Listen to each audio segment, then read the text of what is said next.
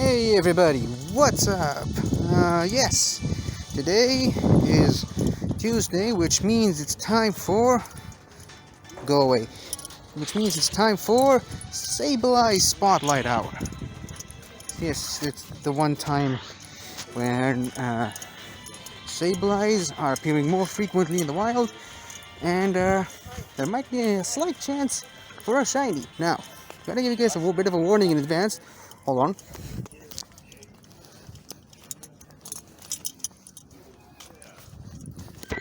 I gotta give you guys a bit of a warning in advance. I dropped my phone just a few minutes ago. I dropped it on the floor, and I had to turn it off and turn it back on again because it was going crazy. So yeah, there might be a few problems. The phone might go a little slower. I don't know what else could go wrong. I mean, hell,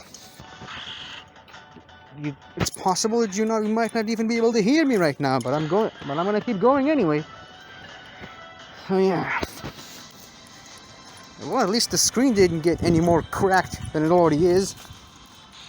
Am I right? That kind of stuff always bothers me about these supposed smart phones. I mean, you know these things are expensive and sensitive. Why not make them a little bit more durable? That's what I don't understand. It's one of the main reasons I never actually got a smartphone. And I still haven't. This is a gift. And if this thing breaks down, I have no intention of buying another one. Not even for this game. Okay, I'm running past so many different Sableyes.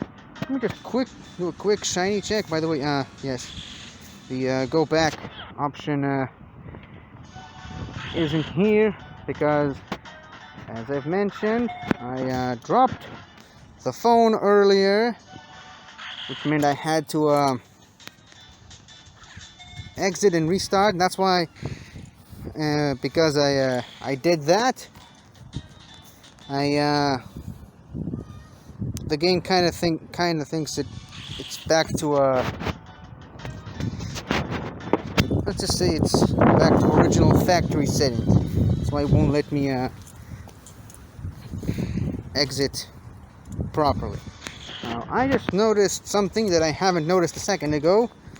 There's an Unown over here. Specifically for this one, this is Unown A. Those of you guys who don't know or have forgotten, the Unown are basically the Pokemon alphabet. They are the letters of the Pokemon universe, and therefore there are 28 or 9. I can't remember correctly how many. I don't remember exactly how many letters are there in the English alphabet. Sorry, I'm not American. I haven't learned that in school or anything. So yeah, I don't know that. But anyways, there is an Unown, one for each letter, and one for a question mark, and one for an exclamation point. So yeah, 20-something Unowns. And these things are really rare, and they apparently now they only show up in raids.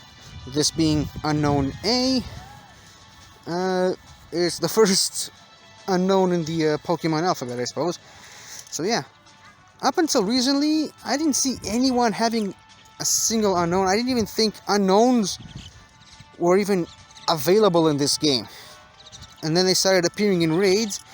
So, well, no, it started with I started to see them in gyms. I kind of thought that was weird. I thought someone must have cheated, but nope. Now they're appearing in raids, and they're appearing pretty frequently. So it's nice. Now the thing about Unown is they are a psychic type, which is why starting off with a Gengar is not a bad choice, because psychic is weak to ghost. Unfortunately, Gengar is also Ghost Poison, so it's also weak to Psychic at the same time. However, the thing about Unown is there's such a gimmick Pokemon, and the gimmick is that they can only ever learn one move ever in their lifetime, and that's Hidden Power. Hidden Power is the only move they can use. Now, Hidden Power pretty much looks the same no matter which Pokemon uses it, I believe, but the thing about Hidden Power is that it changes depending on the Pokemon. Not the species, the actual Pokemon. It's different for each Pokemon. Now, hold on. Now, first of all, Hidden Power is a normal type move, which I guess is why it's not very effective on Gengar.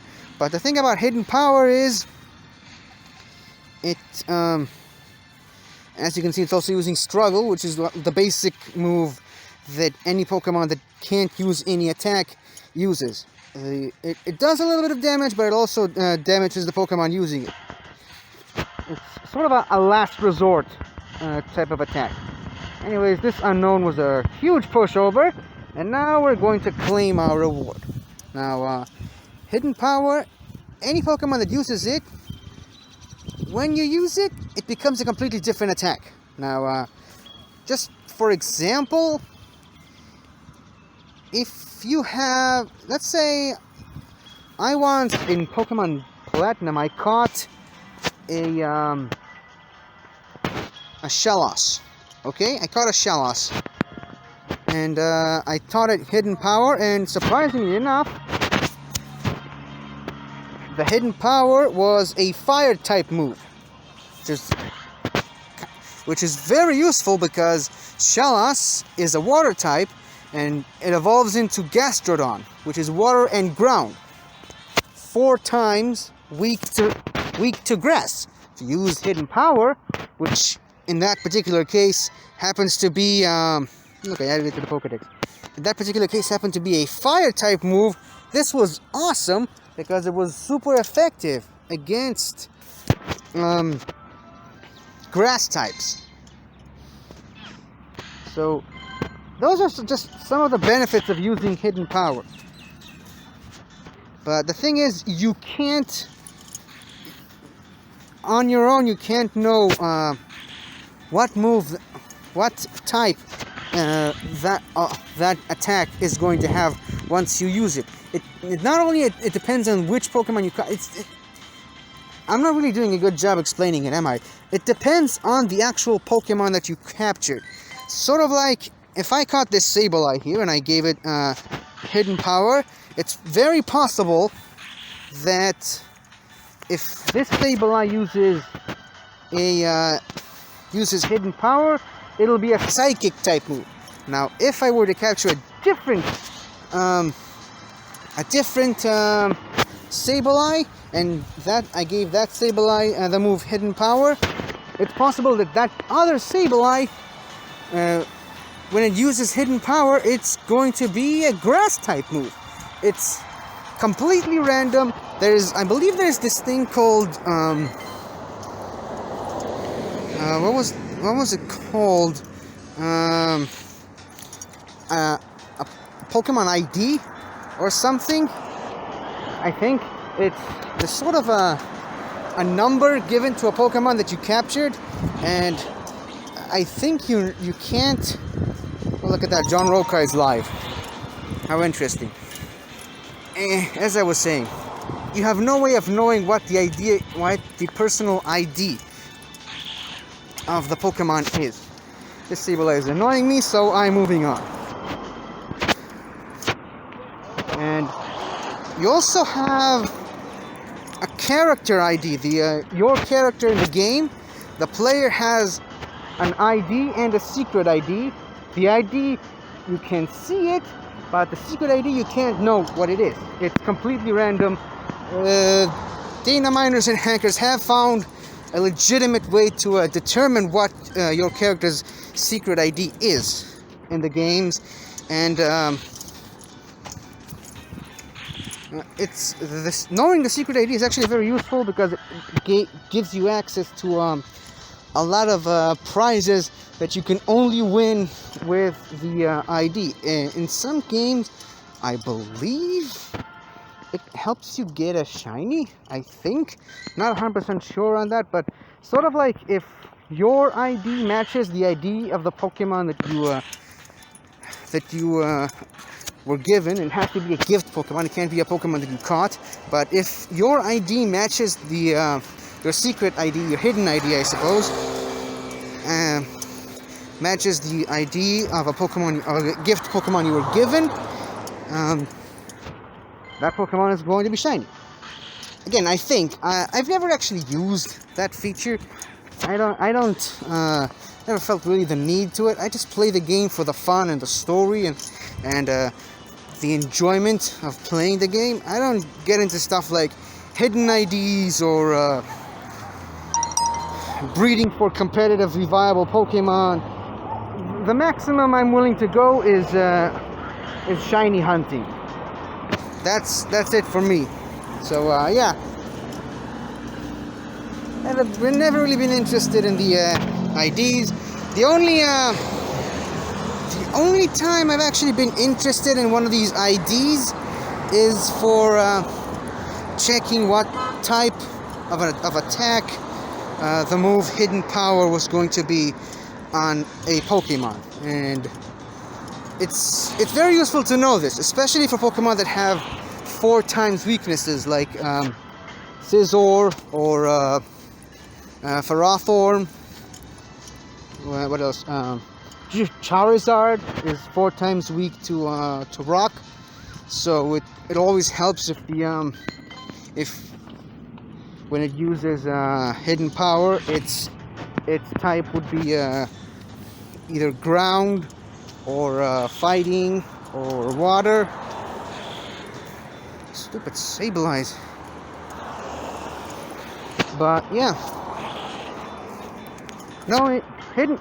So that's basically the story of Hidden Power, and that's basically the story of the gimmick of Unown.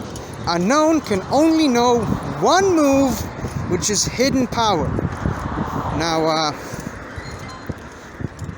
effectively, this makes Unown one of, if not the most useless Pokemon of all time, because first of all, in the games, you can only find them in random places. They have multiple different forms because, as I've mentioned, numbers, not numbers, letters. They are basically letters. So if you're a completionist, you gotta catch all 20 something of these guys, and none of them have any use. Plus the fact that in the main series games, it's different for this game, obviously, it's different for Pokemon Go, but in the main series games, only 2 of them have the ability to be shiny. Unown I and Unown V. Because back in Generation 1, which preceded the generation where Unown was introduced as a Pokemon, a Pokemon's shininess was determined by its IVs. There's a very specific chart that, once again, people have managed to figure out what it is. I don't know what it is because, again, I never actually attempted to shiny hunt in a Gen 1 game. What's the point of hunting for a shiny Pokemon if you can't even know if it's shiny unless you catch it? Because those games are in black and white, so you have no way of knowing if the Pokemon is shiny or not. So I never attempted that, but the Pokemon's IVs is what determines if the Pokemon is shiny in Gen 1. Hence, the only Unowns that can be shiny are I and V. That's basically the story of Unown, and you may recognize Unown from the 3rd Pokemon movie, Spell of the Unknown. In that movie, the Unown did something that logically, and again, these Pokemon do kind of defy logic, so what's the point of me even saying the word logically? But the Unown basically do something that according to the rules of the game, they're not really supposed to do, because they can only use one attack, which is hidden power. They tapped into this little girl's imagination and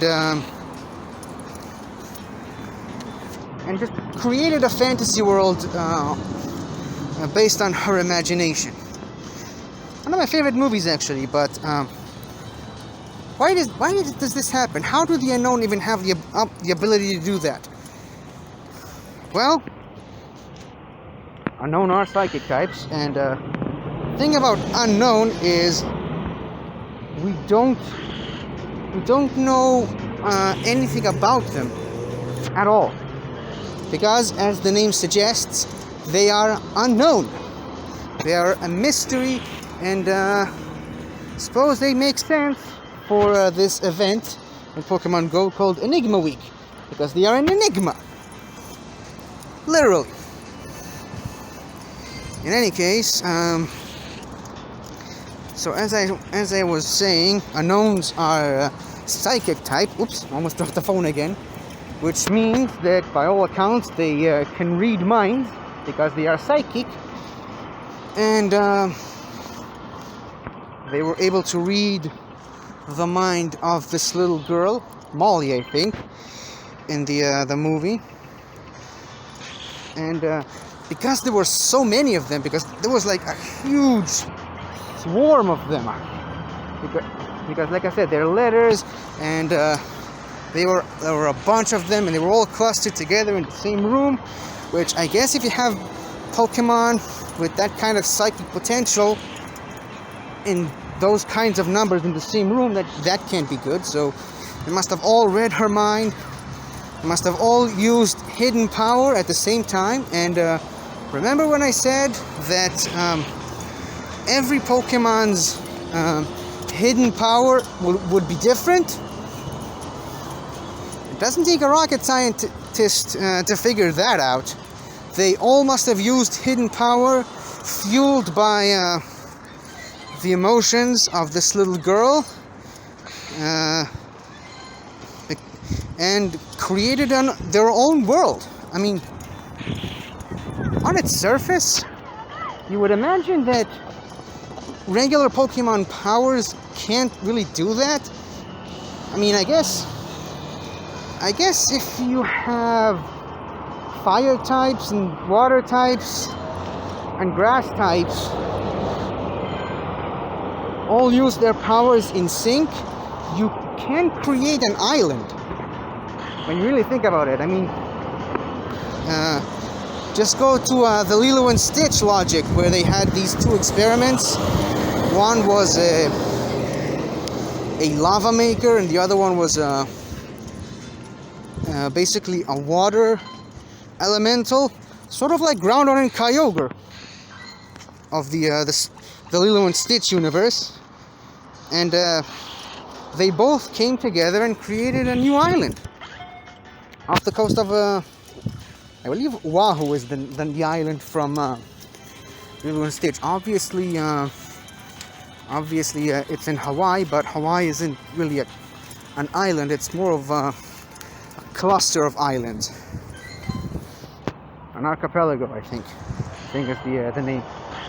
Anyways, so yeah, if these Unowns were using hidden power all at the same time, and each Unown knew what type his hidden power is,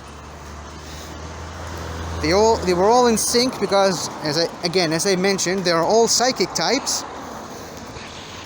And yeah, if they had control over all 17 types, and yes, 17, because this was back in Generation 2, before the creation of the Fairy type. The Fairy type would have probably made them too OP if they had that one. But yes, if they had control over all 17 types at the time, I guess they could have created a new world. I mean, again, the only thing we know about the Unowns is that we don't know anything about them. And even it's pretty much impossible to do this right now, but if anyone was ever able to unlock the Arceus event in I believe it was Hard Gold and Soul Silver. I don't think it was in Diamond, Pearl, and Platinum, but there is an event with Arceus, and once you unlock it, there's these series of images that kind of basically show how Arceus created the Pokemon universe and stuff. Very deep stuff in Pokemon, by the way. But yeah, from out of nowhere, these unknowns just show up and swarm all over, and it is often said, when it's often theorized that Arceus created the universe with the unknown, which kind of begs the question of who came first, Arceus or the unknown? Did the unknown came from a different universe, or did Arceus create them as a way to help him create the rest of the universe? Again, like I said, very deep stuff. Also, I believe it said in the Pokédex that Arceus has 1,000 arms in its body, though we've never actually seen it. I mean, there are only 28 or 9 unknowns, as I've mentioned, but I guess maybe he created unknowns by the thousands, and that's how he was able to shape and mold the Pokemon universe in his own way. Wow, I've never actually had an episode where I specifically talked about unknown. That's very interesting. But yeah, whoops, wind!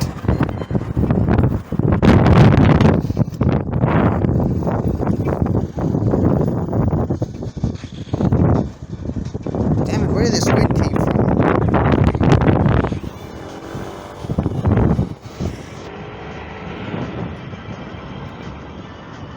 So anyways, trying to get away from this wind.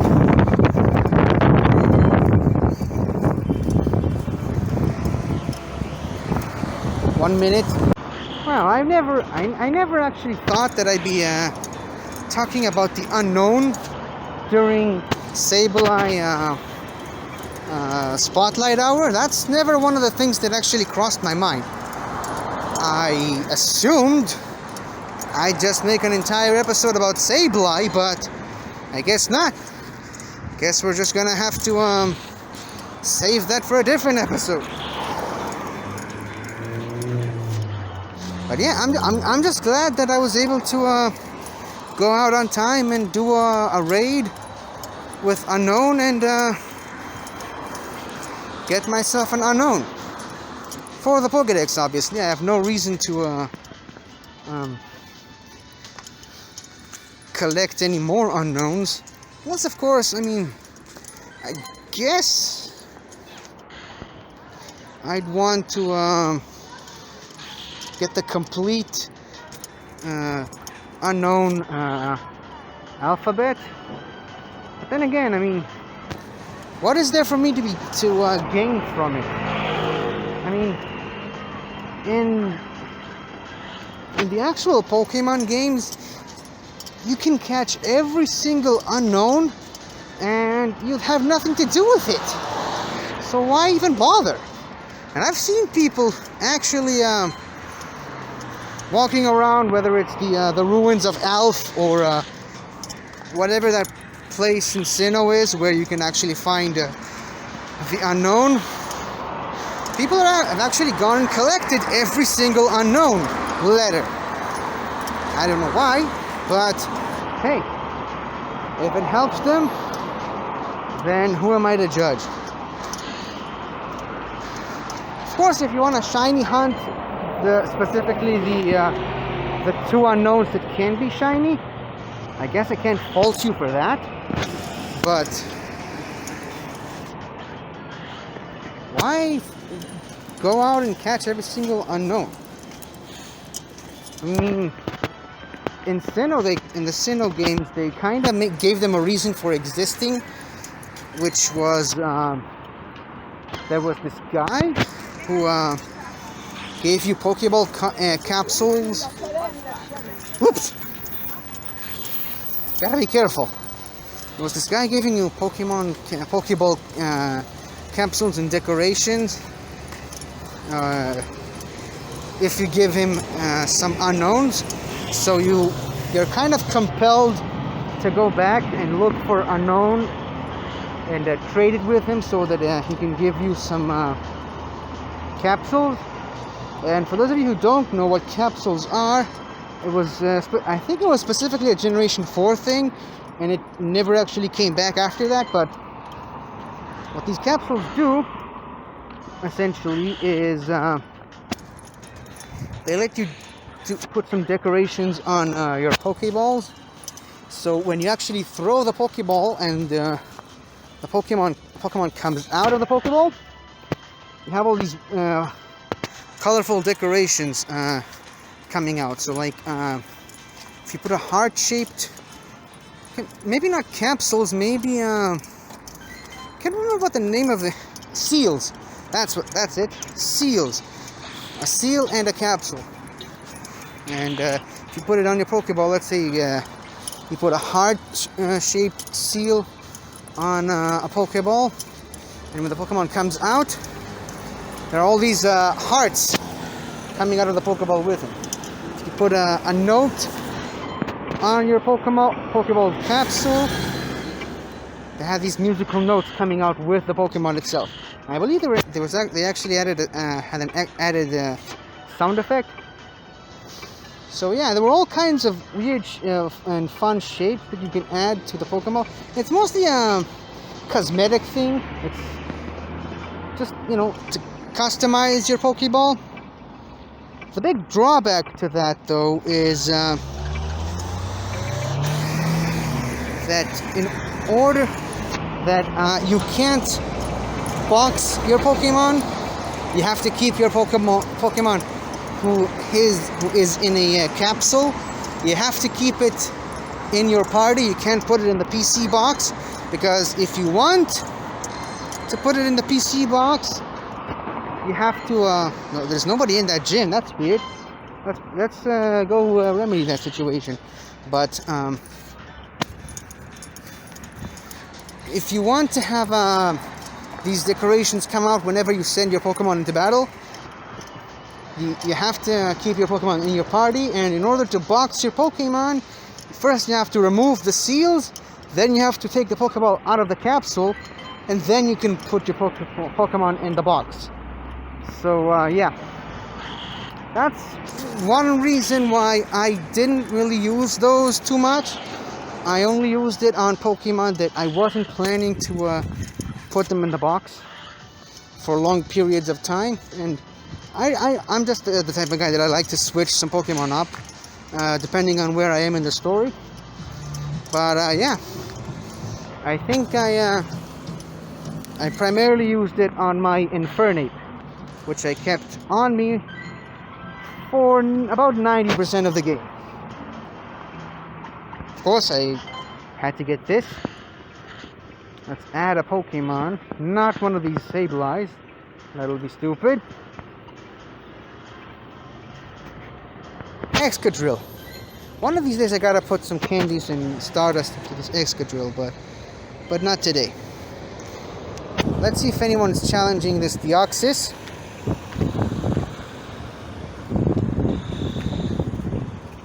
Nope. So no reason for me to go there right now. Maybe tomorrow, because tomorrow is raid day.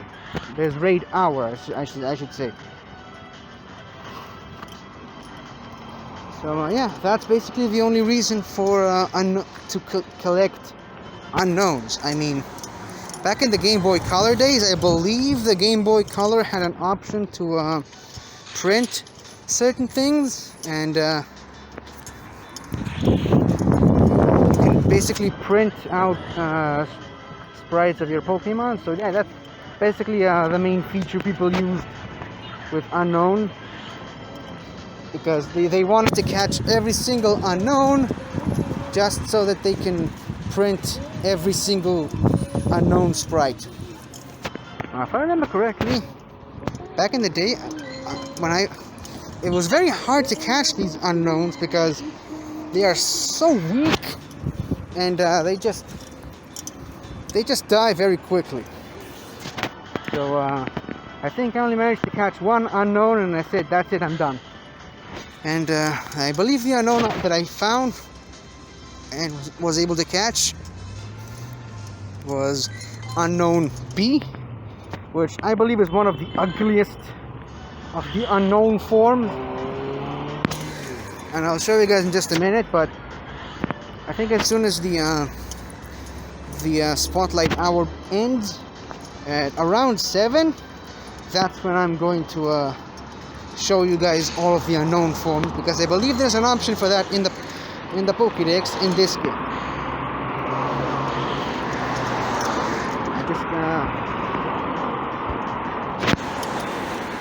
I gotta keep checking these Sableyes, hoping one of these will be shiny. So far, no luck. Let's check this one out. I mean, if I haven't found a shiny one yet, it's highly unlikely that I'll find one now. Now, if I knew that there's a Sableye spotlight hour today, why on earth would I wait this long to go out and start looking for one? Well, there's a very sad answer to that. I've mentioned yesterday that I had some things scheduled with my dad to record some stuff for his promotional video that he's working on. And I mentioned also yesterday that it was supposed to be on Sunday, and then he at the last minute changed it to Monday, which was yesterday, and yesterday he at the last minute changed it to Tuesday, which is today. Well, I actually gave him a call pretty early today, and it turns out he was busy with some stuff that it could only be and he's going to be busy up until 3 o'clock. Alright? I gave him a call at 4 o'clock, and he says, I'm busy until 5 o'clock.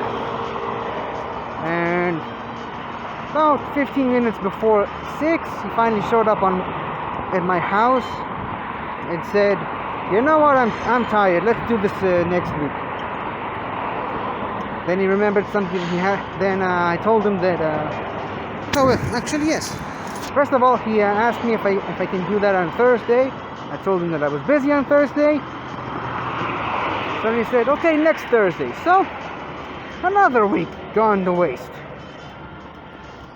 Honestly, I don't even know if he knows what he wants to do with this promotional video that he wants me to work on, but he's never around for me to actually record some materials. Maybe next week will be the day that we actually get to do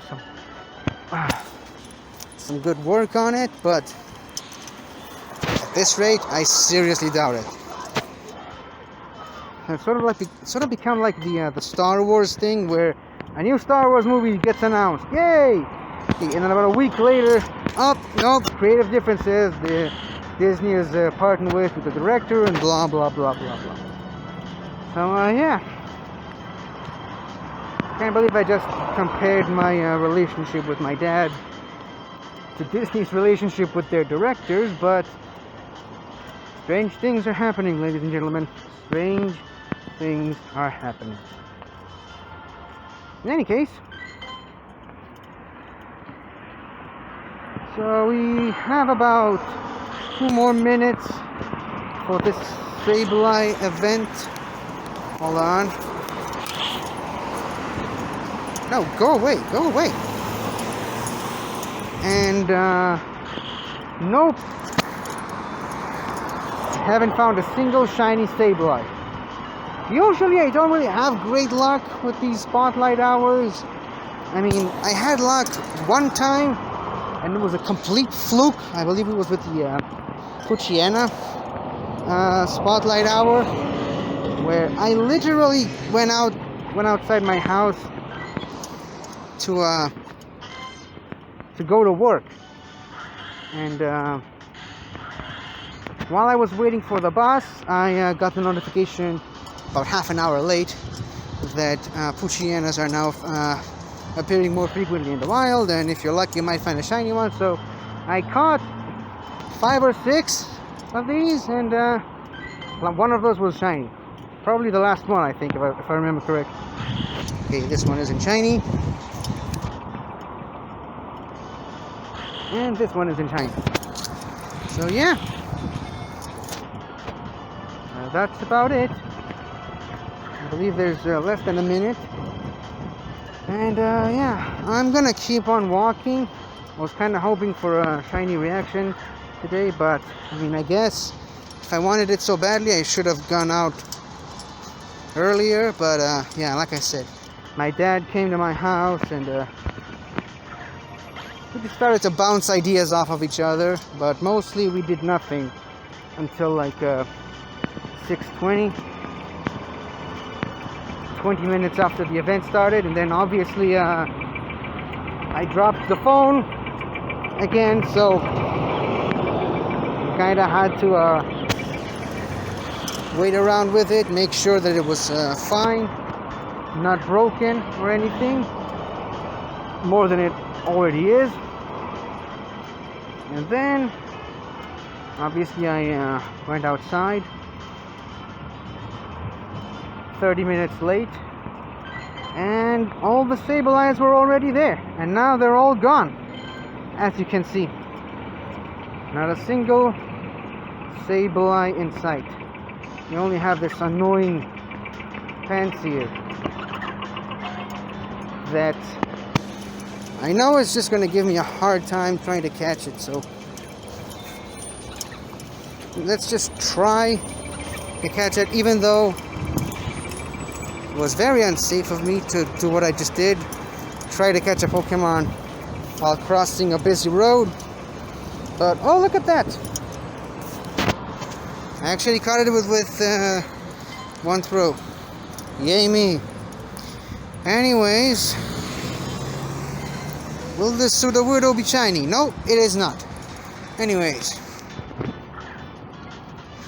I think I'm gonna keep on walking a little bit more, you know,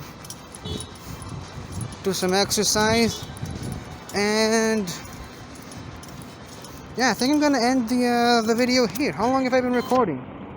Almost 40 minutes, which is reasonable, I'd say. It's not too long, it's not too short.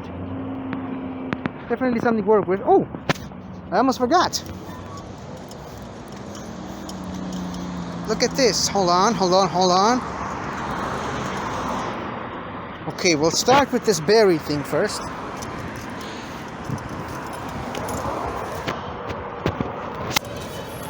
Which means that we now have the weekly research. Let's see what the rewards are. 5,000 Stardust, very good. 20 Pokeballs, I definitely need that. 3,000 XP, that's to be expected. And now I believe we're going to encounter a Scraggy. Let's see. Yes, it is. It's a Scraggy. I don't even know if Scraggy can be shiny in this game yet. I don't think this shiny has been added to the game just yet. But regardless, it's always going to be good to catch some Scraggy for the candy, so that maybe I can evolve it into a Scrafty, because it's a very hard Pokemon to find. I don't think I'll be able to evolve it. Guess I'll just have to try to get a bit more lucky. Let's catch this Caterpie, because for those of you who don't remember, I caught a shiny one a few days ago, maybe a week ago, and I don't have enough candy to evolve it into a shiny Butterfree, so that's why I'm catching it right now. There we go.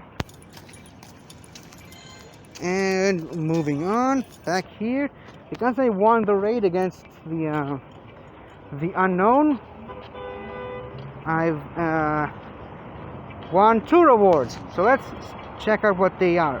The first one is a Staryu, which makes sense because it's one of the Pokemon featured in this event. By the way, these Pokemon that you catch through completing field research missions have a higher chance of being shiny and have better IVs than Pokemon you can find in the wild. So that's something to look out for. Now the second one is going to be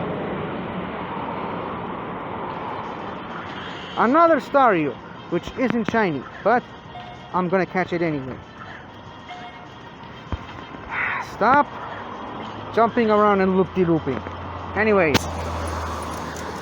evolving it into a Starmie is very recommended because it's water and psychic, so it's a good type combination if you ask me. Anyways, I think that's it. I came out here for Sableye community hour,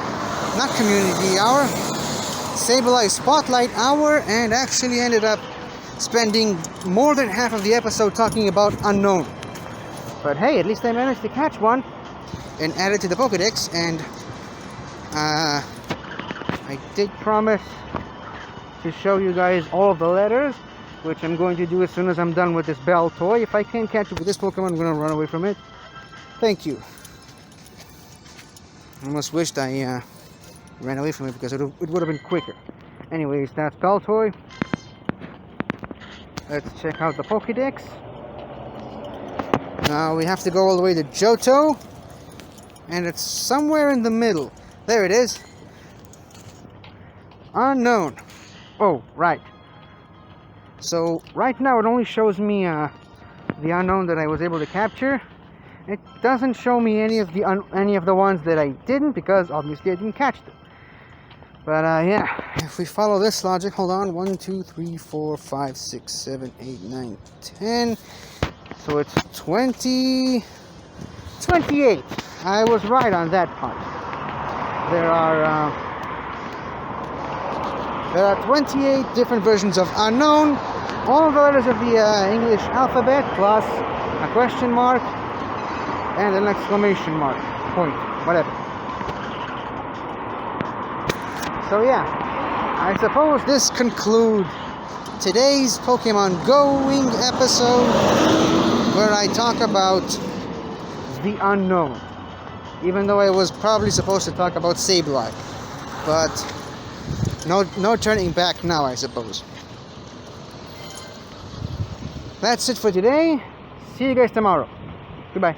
You won't believe this, guys, but a few seconds after I stopped recording, I encountered this shiny Beldum.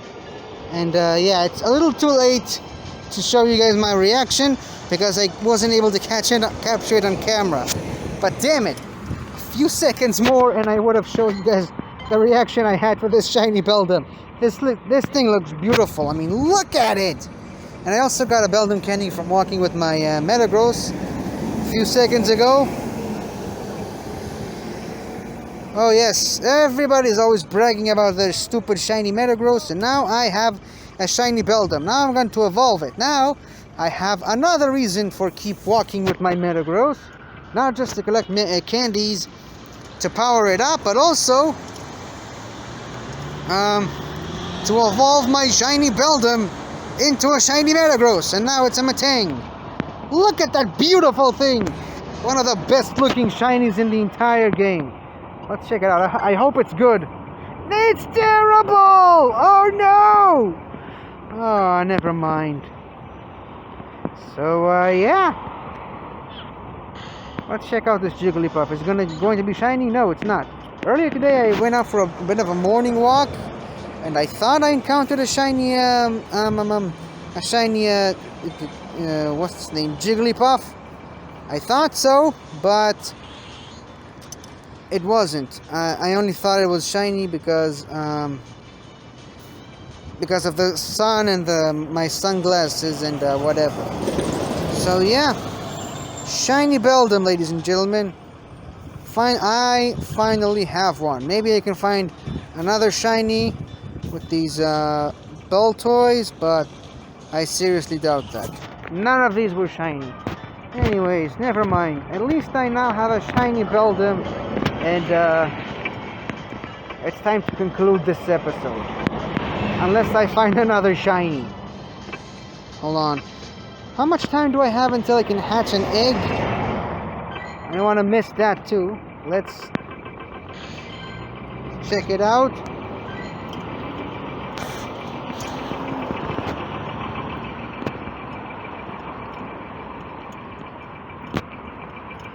Yeah, I mean, I guess I can skip that. Will this belt toy be shiny? No, it's not. Goodbye. Oops. No. Anyways, goodbye for the second time. Hello again, everybody. I really hope you enjoyed this video, because I really enjoyed making it. So, if you like what you've seen here, please remember to like, share, comment, and subscribe for more awesome content like this. So, until next time, guys, I'll see you guys next time.